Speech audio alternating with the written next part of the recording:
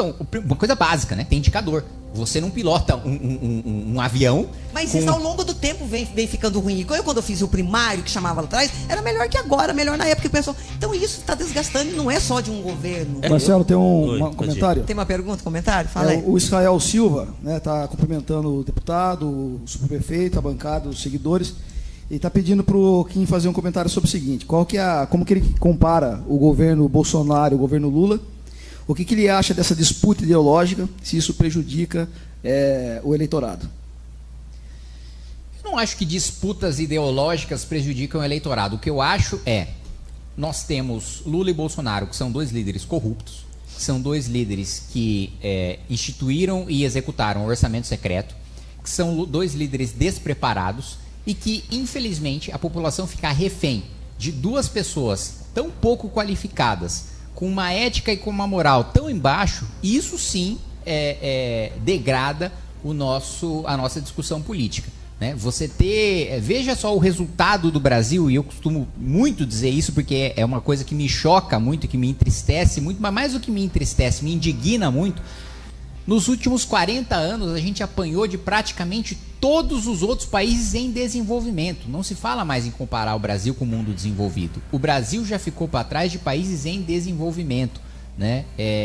Eu trago alguns exemplos. Acho que o Sudeste Asiático chama mais atenção. Primeiro, porque é a região do mundo que mais cresce hoje.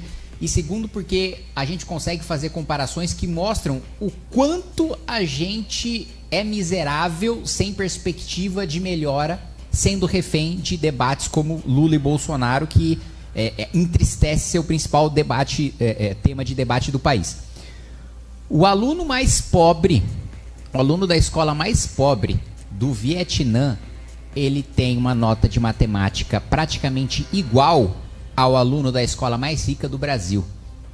Olha só, a gente está falando de um país que sim, pelo menos 2 vezes mais pobre do que o Brasil, que tem mais desigualdade do que o Brasil, que tem mais problemas sociais do que o Brasil, e que ao mesmo tempo fez investimentos e, mais do que investimentos, gerenciou políticas públicas que permitiu com que o filho do mais miserável tivesse a mesma nota do filho do bilionário do Brasil. Mas aí eu vou fazer uma parte. O governo Lula é o que mais investe em educação. Aí é que está. O Vietnã tem metade mas a educação de qualidade dos investimentos em educação do que a gente tem. O problema da educação no Brasil não é dinheiro. O problema da educação do Brasil é gestão. A gente está jogando dinheiro da educação no lixo. Não adianta você colocar mais dinheiro se o dinheiro está indo para o lixo. Eu fui presidente da Comissão de Educação. A gente não tem indicador de educação infantil. Então, assim, o momento em que 85% do cérebro humano se forma, que é na primeira infância, nós não temos um indicador para avaliar se aquela criança está sendo bem educada ou não está. Então não interessa o quanto dinheiro a gente joga, porque a gente sequer sabe qual que é o status de onde a gente está partindo, onde a gente está e onde a gente quer chegar. Então tem que mudar a educação de base, começar lá. Então, isso não tenho a menor dúvida disso. Olha, deixa eu entrar mais um pouquinho. Ó. O Israel está perguntando assim, dentro disso aí, qual que é a proposta do senhor então para esse Brasil melhor? Bom, proposta para Brasil melhor é uma pergunta muito ampla. Quanto tempo vocês têm aqui? Tem vários. Quantos anos vocês têm de podcast? Da educação, ele já disse. Do ponto de educação, então, uma coisa básica, né? Tem indicador. Você não pilota um avião. Mas isso ao longo do tempo vem ficando ruim. Quando eu fiz o primário, que chamava lá atrás, era melhor que agora, melhor na época que o pessoal. Então isso está desgastando e não é só de um governo. Essa lei de responsabilidade é errado também. É de décadas. É de décadas. Então, é por isso que eu disse, os últimos 40 anos que a gente ficou para trás. Veja, eu não tenho nenhuma paixão por criticar governo A ou governo B. Eu acho que pelo menos desde 1988, ou mesmo durante todo o período da ditadura militar, nós fracassamos enquanto nação. Nós ficamos para trás. Todos que estão lá, que é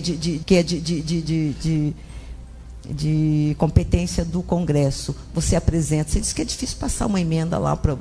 Cara, então o que um deputado está lá fazendo se ele não luta por uma política social a favor do povo? Ele quer só para si, só para si?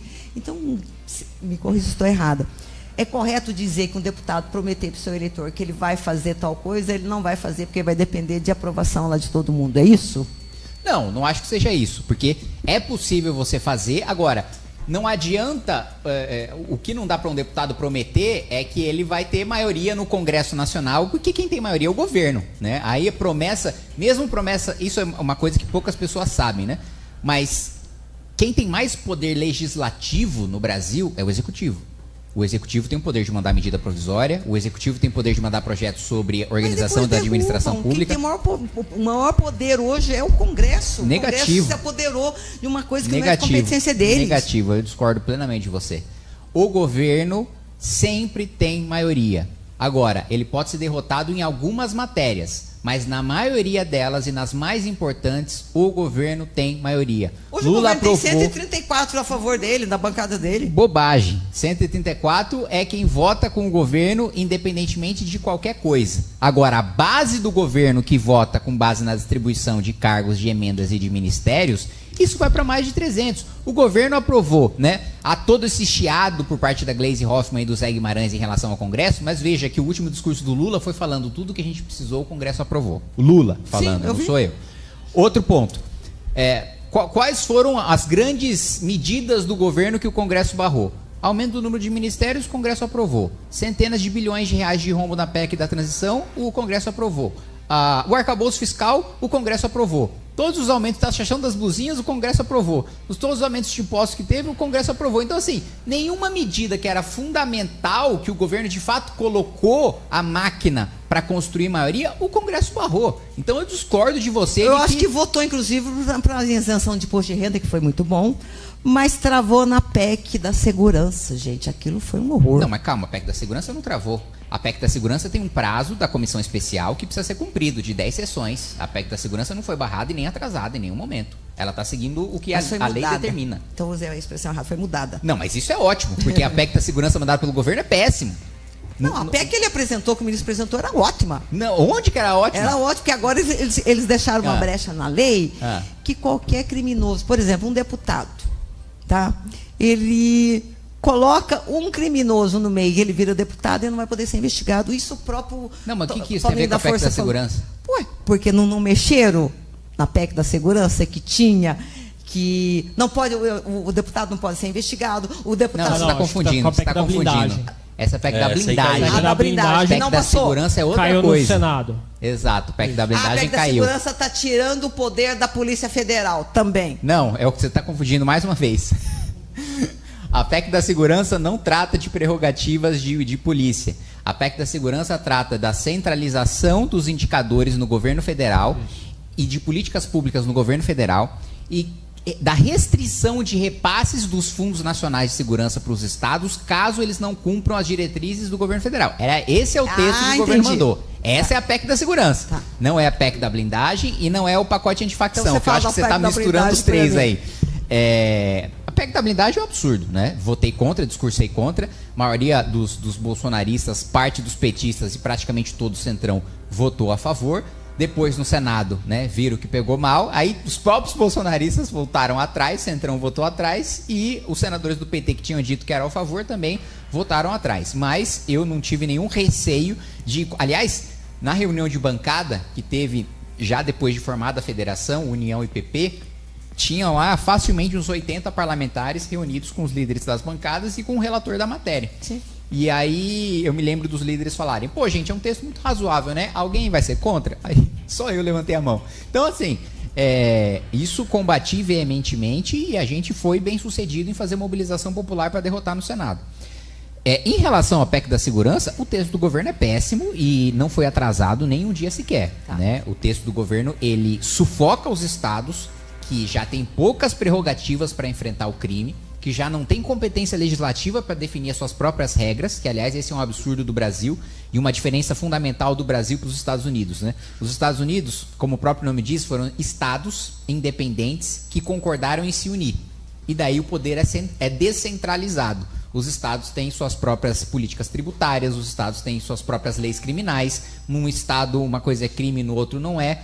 Eu estava até anteontem em Utah, né, que é o estado que minha irmã mora, né, há algum tempo nos Estados Unidos, Utah é um estado extremamente conservador. Então, a partir de determinado ponto de teor alcoólico, você só consegue comprar em lojas estatais, né? E deixando todo o seu registro, todo o seu cadastro. Se você anda na rua com engradado e você não pode dar, não é recomendado que você tire uma lata do engradado, por exemplo, para dar para alguém na rua, porque se o policial te pegar, ele vai partir da premissa de que você bebeu aquela lata. Se você estiver dirigindo, aquilo estiver na parte de trás do seu carro, você pode ser enquadrado e entrar naquele registro. Então, há outros estados em que a maconha é liberada, né? Então, a autonomia para os estados fazerem suas políticas penitenciárias e criminais é muito maior. No Brasil, é o contrário. No Brasil, foi um governo centralizado que decidiu delegar poderes para estados.